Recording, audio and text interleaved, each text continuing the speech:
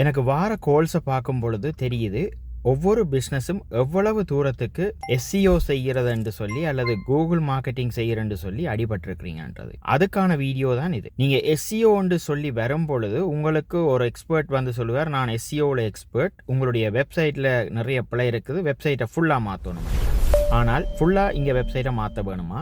இல்லை. இங்கே நீங்கள் கவனிக்க வேண்டியது சர்ச் இன்ஜின் ஆப்டிமைசேஷன் தான் எஸ்சிஓ. அதாவது கூகுள் சர்ச் இன்ஜினில் என்னென்ன கீவேர்ட்ஸ் கொடுத்தால் உங்களுடைய வெப்சைட் மேலே கொண்டு வருமோ அந்தந்த வெப்சைட் அந்தந்த கீவேர்டுக்கு ஏற்ற மாதிரி உங்களோட வெப்சைட் வேலை செய்யும். ஸோ இதுக்காக நீங்கள் உங்களுடைய ஃபுல் வெப்சைட்டையும் மாற்றி திருப்பி செலவழிக்க வேண்டிய அவசியம் இல்லை. உங்கள்கிட்ட எஸ்இஓ செய்ய வாரவர் உங்களுக்கு கம்ப்ளீட்டட் அனாலிசிஸ் ரிப்போர்ட் தாராரா, அல்லது ஒவ்வொரு கிழமையும் அல்லது எவ்ரி அதர் 2 weeks உங்களுக்கான எஸ்இஓ ரிப்போர்ட் ப்ராப்பராக வருதா? அப்படி இல்லைன்னு சொன்னால் அப்படியானவற்றை நீங்கள் எஸ்இஓ செய்ய போகாதீங்கோ, தேவையில்லாமல் காசை செலவழிக்காங்க.